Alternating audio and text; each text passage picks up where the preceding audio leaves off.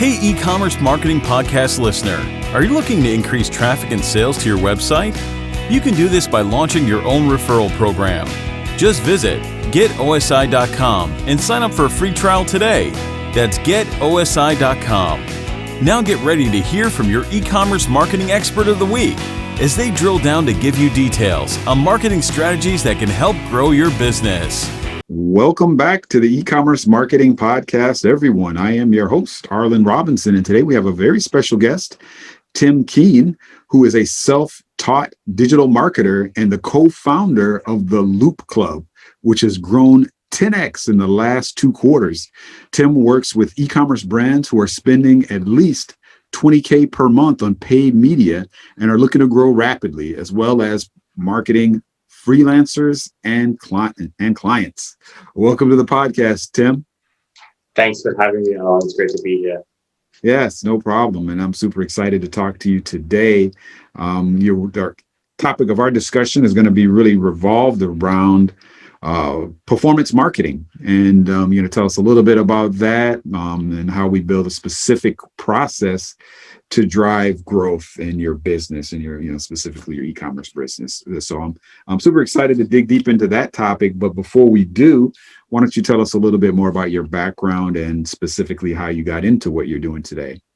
Absolutely. So I came from, I think like a lot of marketers, ended up teaching myself. So I was in a band. I was in a touring rock band, playing all around the world, like driving around, playing shows. Like we did pretty well. Like we were saw some success as a band, and that was great. The thing about being in a band is you don't make any money at all, even if you're doing well. Like it's just like borderline impossible. So yeah. So we're driving around, we're like playing all these shows, and still I'm like, man, I just don't make any money at all. So I needed to figure out something. Like I was like, okay, how can I learn how to do this? So I started selling stuff online, started offering services to clients, kind of just like literally built my way up. When I moved to the US, I had $1,000 credit card, and I was like, I need to learn marketing with that $1,000. That's as far as I can go down. And by the time I get to that 1,000, I have to have an ROI. I have to have a process that I can run that will generate revenue for me. So I just learned everything. I just went crazy and figured out how to build Shopify stores, how to build WooCommerce stores. And then as I started generating revenue, I realized I could offer services to clients. So started building my way up there. My clients were happy. And then I fell into an agency called Mid6, which at the time was one of the fastest growing companies in North America. And there it's just like drinking from a fire hose. Like I just learned so fast. I just grabbed everything I could and kind of just like clambered my way up, scaled a bunch of clients pretty quickly, mostly just running the same processes, just figuring out like, okay, what are the things that you need to do that will unlock a lot of growth in your business, and how can we just quickly and effectively execute those things? Right. So I just did that for a little bit. And then ultimately a few people and I were just like, we had great client relationships, everything was going well. So we just kind of fell into making our own thing. And that was the start of COVID. And now since COVID, obviously, right, everything has just gone crazy, and I've sat at my computer this whole time. So it's been a wild ride, but it's fun. Gotcha. Very interesting. So I guess the timing of it is when you guys really officially launched was last year, about the same time, and which is when the lockdowns. We launched in August last year, which is crazy to think about. But we were driving. We had some clients before that around. I've been working with these clients for a long time now. So we've been behind the scenes for a while. I see. And then I was official in August when you went full speed ahead with it.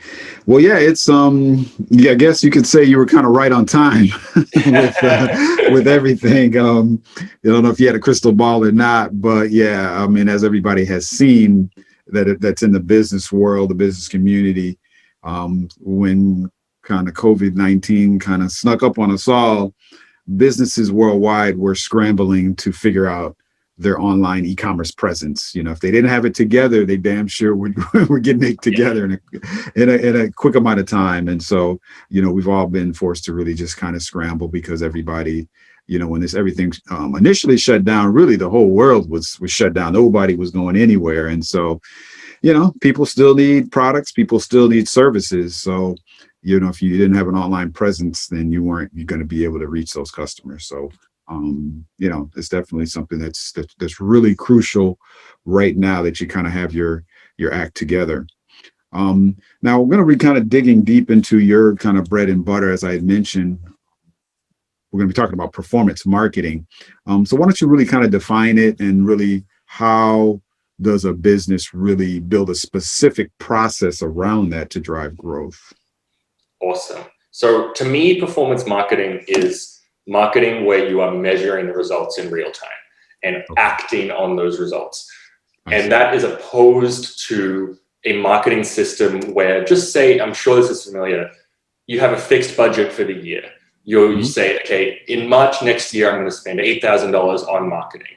I've already planned that expense. I build a bunch of apparatuses around it. I'm going to maybe hire a writer. I'm going to do this. I'm going to spend this money on ads. And then you're not necessarily thinking about the specific outcome. You're like, okay, and then the business will grow in time. But that's one framework. That's how people have done things for a long time. When you're thinking from a performance standpoint, you are measuring as quickly and as accurately as possible the impact of the marketing that you're doing. And you're adjusting in real time to doing that. And this is how digitally native brands have been growing over the last few years. They can identify an opportunity for finding low-cost customers, whether they're on Facebook or Google or the affiliate channel or influencers, wherever they're going to source the low-cost customers, finding them at a CPA, a cost per acquisition, that they're able to tolerate, and then scaling that channel. So when you find something that works, and by works I mean something that drives profitability in the business, drives new customers at a cost per new customer that you can tolerate, you just push into it. And you're like, okay, that's what we're going to do now. We're going to find ways to measure and optimize that channel to get more efficiency and performance out of it. And we're going to build a process around improving the way that we buy or the way that we work on that channel to drive profitable growth. So for example, Facebook ads has been a long, historically performing channel. By that, I mean, for a lot of my brands, I can put $1 in and get $3 out very predictably. But how do you do that? It's not like if just a normal person who's never run Facebook ads before goes to Facebook and tries to do that, definitely won't work, because you don't have the experience with the tracking systems. You don't have the experience in the back end. You don't know what kind of creative is working. The creative is the main lever that drives growth. So what you need to do is build and isolate the variables, the levers that you have access to, and then build a process around optimizing those levers to get more revenue out of the channel. It's always revenue. So for example, creative. Some ads perform better than others. We can track and measure and optimize the performance of the video creative. Videos perform 10 times better than statics on Facebook, but a lot of people still aren't running video to this day. So part of a growth process, part of a performance marketing process is going to be, hey, it looks like your video isn't, your static ads aren't converting anywhere near as well as they could be. How do we work on that? Do you need a video editor? Do you need a team? So you need one person whose job is to make an asset and another person whose job is to measure and optimize the results of that asset. You need those people to talk to each other. And then you get better and better and better at running that process. So the person who's running the ad says, hey, turns out that like if you put a picture of someone's face in the first frame, we make twice as much money. And then you send that back to the person who's making the video and they say, oh shit, okay, cool. Here's another thing that we can do. And you measure and you just continually feed that flywheel to really drive growth in the business. Gotcha. That's a great definition. I appreciate that. It's these days it's a lot easier to do this whole performance marketing, primarily because of what you said. All of these platforms, these ad platforms, these analytic systems have been able to gather so much data and make it readily available to the brands that are doing the advertising. That gives them the ability to make split-second decisions, instant decision. Whereas before all of this data, before all of this, these analytics, not that you had to really do a guessing game per se, but I think prior to all of this, it just took a lot more time to really understand the effect, I think, of your marketing and advertising. It took more time for that data to come in and to be tracked, and then you'd get reports and all of that. So, I think we're at a time right now where, if you're not making data-driven marketing decisions, then you're definitely steps behind, because all your competitors are definitely doing it. Yeah, they're looking at the data, they're making pivots, and like you said, just in that simple example of a button color, something like that. You're looking back at what's effective. If you make one small change, how is that affecting your click-through rate? How is it affecting your conversions?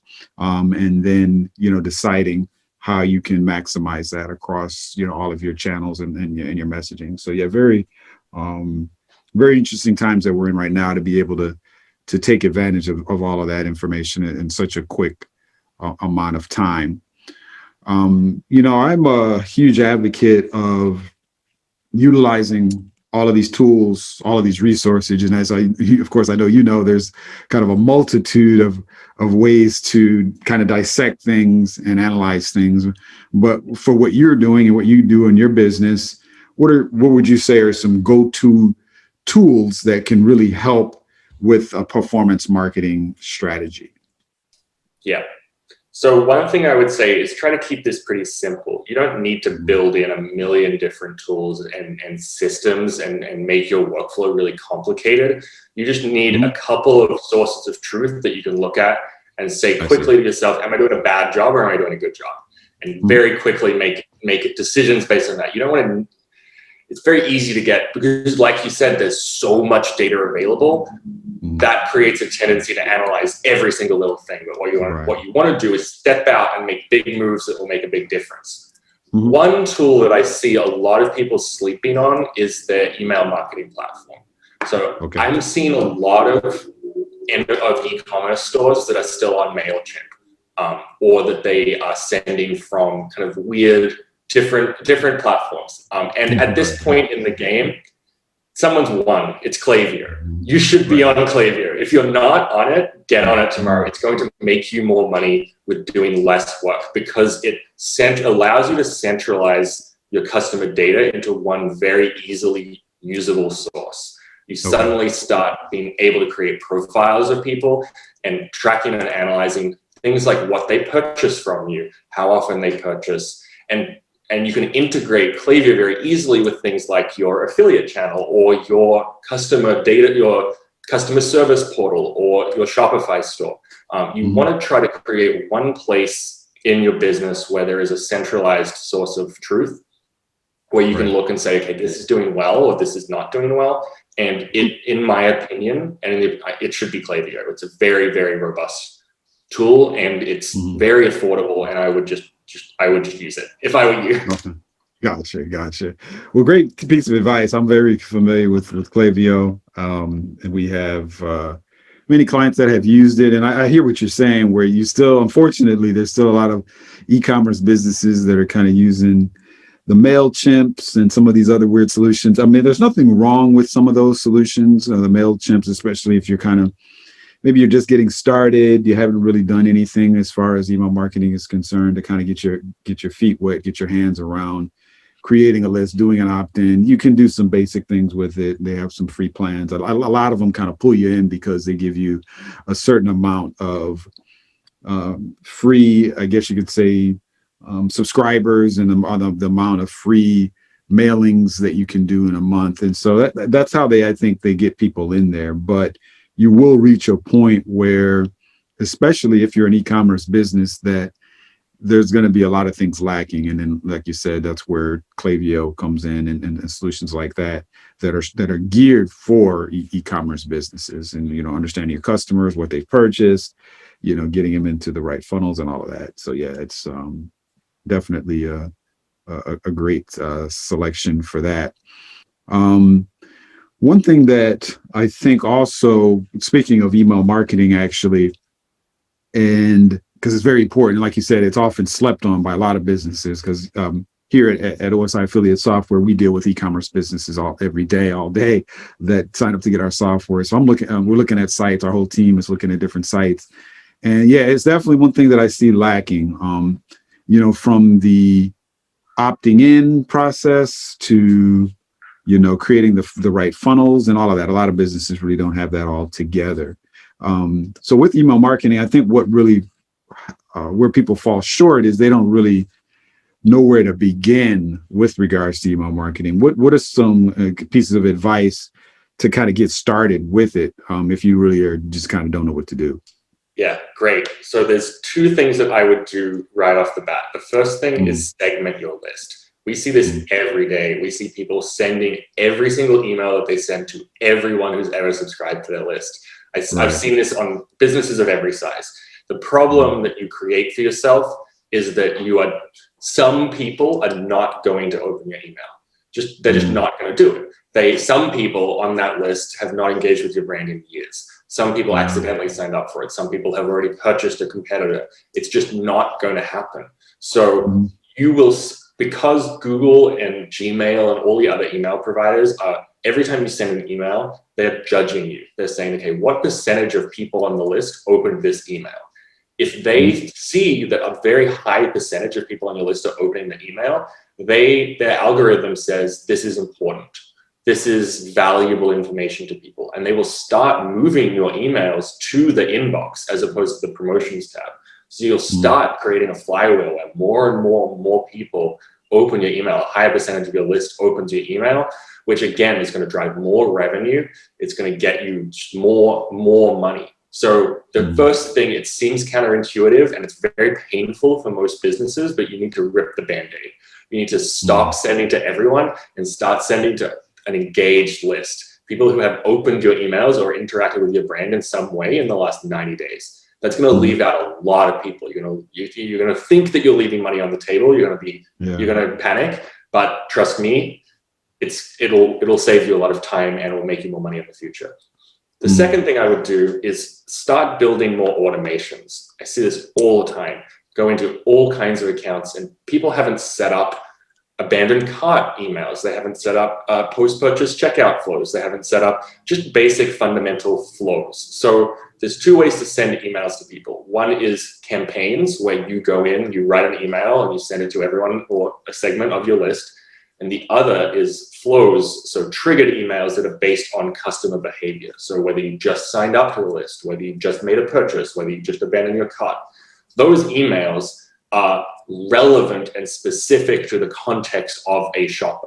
So they're going to have significantly higher open rates, significantly higher click-through rates, and significantly higher conversion rates. So you should make those first. They're better emails. They drive more value for your business. And you get the added benefit of you only have to do it once. You only make them once. Set them up. Leave them alone. Just let them make money for you in your sleep. But I see a lot of people get caught up on what am I going to send people today. Yeah. But take your best performing emails and make them automatic. Yeah, makes a lot of sense. As far as with emails concerned, is there a rule of thumb as far as the particular content? Because I know that's another thing that people struggle with. I mean, a lot of times it's a fine line between educating and informing your customer and then selling your product or services. I think that's where a lot of businesses kind of dance between. They don't want to be too aggressive and too salesy and always send promotional emails that just kind of people glaze over. But at the same time, they want to educate, but how do you meet that fine line there? It's a real challenge. I think you need to look at the kind of business that you're in and make decisions based on that. You can make decisions based on the kind of product that you sell. I'm talking here really about e-commerce businesses, the kind of product that you sell, and then also the tone of the brand, the style. Are your customers used to getting discounts all the time? If so, you might need to keep blasting them with discounts. It might be a more aggressive brand. Do you have a product that really lends itself to education? Is there something you can learn about it? Are there different ways that you can use it? That might be a context where you want to send less promotional focused emails and more kind of lifestyle, more content from users. What I would say is give value in every interaction. Like you just don't Right. want these to be pointless. The reason people convert on emails with a discount code is because they get something out of it. They get a discount out of it. But there's plenty of other things you can give to your customers. You can give them a joke, give them a smile, give them a piece of information, give them a photo and a real review of someone else using the product. All those things give something to the customer. And I think you want to get in that mindset with your email marketing. Like, what am I actually giving this person? What is their incentive to open this email and take action? Why would they want to do that? And if you start thinking about the people on the other end of the emails as real people who are going to make decisions based on the content that they look at, it becomes much easier. And you can just write like you normally write something about the brand, use user-generated content, leverage images that other people have made for you. All of that stuff is perfect fodder for email content. Okay, great. Good stuff. And I appreciate those suggestions.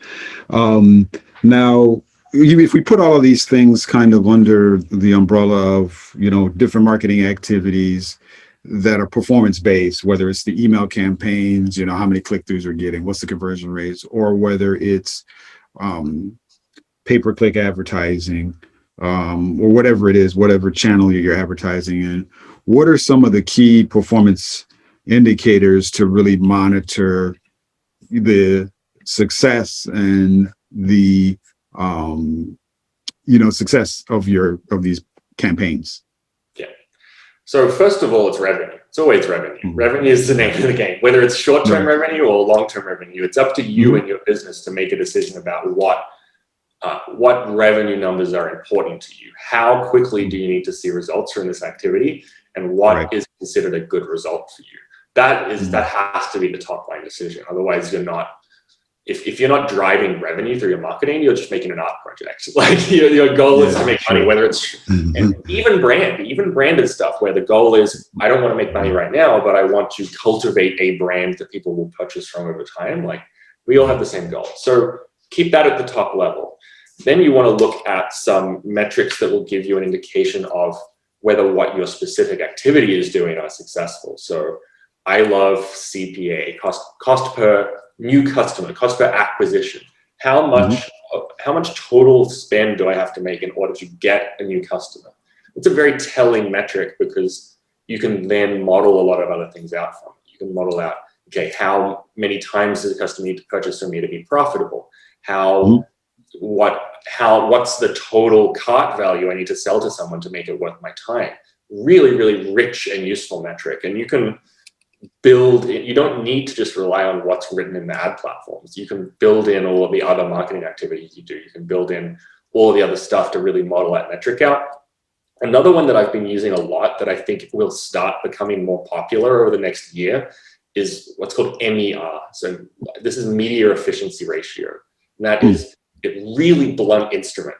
How much money did you make? Divide that by how much did you spend on marketing? That's it. That's the whole metric. If that is if that's a big number, you're doing better. If it's a small number, you're not doing as well. Because the nice thing about that metric is it motivates everyone. Like, you want to drive more revenue, obviously. Everyone wants to drive more revenue, but you also want to drive revenue efficiently. Now, it's difficult to accurately measure the efficiency of any single ad platform. If I go into Facebook, they're going to tell me one number. If I go into Google, it's going to tell me another number. If I go into emails, it's going to tell me a third number. Some people, and this is, again, we do this as well. Some people get hyper granular, build all these different segments, like complicated modeling, figure out exactly if the conversion came from Facebook or Google. That's one way to do it. The other way is pick a simple number that drives a lot of activity. And MER it's beautiful. It's a lovely metric. Yeah, great. Yeah, I hadn't heard that before, but you're right. That's it's simple. What is it that you're earning from all of the media that you have out there? And you're going to get your answers as to the effectiveness of what you're doing. So yeah, great metric to just focus on. Well, now as we get ready to wrap things up, in your opinion, whether these are businesses that you've worked with or brands that we're all familiar with, what are some businesses that you, of course, can identify that have had a fair amount of success with their performance marketing? What specific things have they done to do that? So one of my clients I've been working with for about 3 years now, Grassroots Co-op. they've done an amazing job driving growth through performance marketing. So when I started with them, I think they were doing around 40K a month in revenue. Mm-hmm. We do closer to $1 million now over 3 years. And what I would say is there's no silver bullets here. It's and exactly like we talked about at the start, it's running a process that improves over time. Pick variables that you want to measure, pick metrics you want to measure. Think about all the different ways you can influence those metrics. It might be creative, it might be Facebook ads, it might be email. Make a prioritized list of what's the most useful thing to do right now that's going to help me grow my business. Do that first. If you do that over 3 years, over 2-3 years, you'll end up doing a ton of stuff you didn't expect to do. You'll end up testing new channels you didn't expect to test. You'll end up testing new creative, but the business will grow because you've got the metrics right in the first place. You're all running in the same direction. And especially in e-commerce right now, there's a lot of opportunity on the table. Like most businesses have something that they could do that would drive rapid growth for them. It's just about figuring out what it is. Yeah, good stuff. Yeah, thank you for identifying that. And it's there's always room for improvement, and that's kind of the beauty of the performance marketing philosophy, is because you're constantly looking at the end results and what's happening, and does it make sense to either continue what you're doing, or do you need to change and modify it, shift things up, and it's just really kind of an ever-growing thing. It's definitely not a set it and forget it type thing. That's not what this is about, for sure. Yeah, you can't set it and forget it. Oftentimes when you do that, you're going to, you may reach a point where you get a spike, your sales and your traffic, but eventually if you don't monitor and pivot, change things, it's gonna plummet. So it's very, very important to keep that in mind. Well, Tim, it's been awesome having you on. I've definitely learned a lot. I know our listeners have as well. So hopefully they take heed to your advice and kind of get things together with regards to their performance marketing. But lastly, before we let you go, I always like to shift gears here and ask you kind of one final fun fact question, if you don't mind sharing. If there's a particular fun fact that you think our listeners would be interested to know about you, that would be awesome if you could share it. Okay, great. I'm a drummer. So in my other life, I play the drums. That's like really what I love to do. Okay. It's hard to keep a life outside this job sometimes, but that's what I do for fun. Okay, that's good stuff. Thank you for sharing that. You did mention that you were in a band, but like you said, most bands don't if you're in a band, you're not going to make a lot of money. I mean, unless you're in the likes of these huge bands like the Coldplays of the world, or the kind of historic bands like the Rolling Stones, or the Who, or things like that. Unless you're on that level, it's hard to scratch out a living. It's a tough business. It's a hard business, let me tell you. Yeah, it is. Well, that's great. Well, thank you for sharing that. One quick question, just out of my curiosity, since you're a drummer, who's your favorite drummer of all time? Who would you say? Who do you look up to? Oof, that's a hard question. There's this guy, actually, this drummer named Jim White. He's Australian as well. He's a really amazing kind of semi-jazz drummer. Really, really cool stuff. I've got a lot out of learning from him. I met him one time. It was like one of the most amazing things that I've ever done. Okay, that's awesome. I'm not familiar with him, but thank you for sharing that. Definitely look him up. I'm always interested in different musicians and things like that. That's why I asked.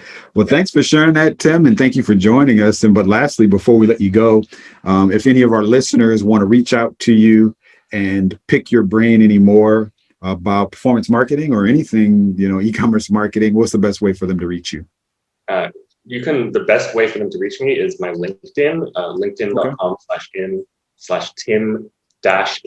KEEN, or go to our website, www.loop.club. Okay, great. Well, thank you for sharing that, Tim. I definitely encourage our listeners to reach out to you, connect with you on LinkedIn, or check you out on your website. And we'll definitely have the links in the show notes as well. And of course, thank you for joining us today on the Ecommerce Marketing Podcast, Tim. It's been a pleasure talking to you. Thanks so much for having me on. No problem. Thank you for listening to the Ecommerce Marketing Podcast. If you've enjoyed this episode of the Ecommerce Marketing Podcast, be sure to rate, review, subscribe, and share it with everyone you know.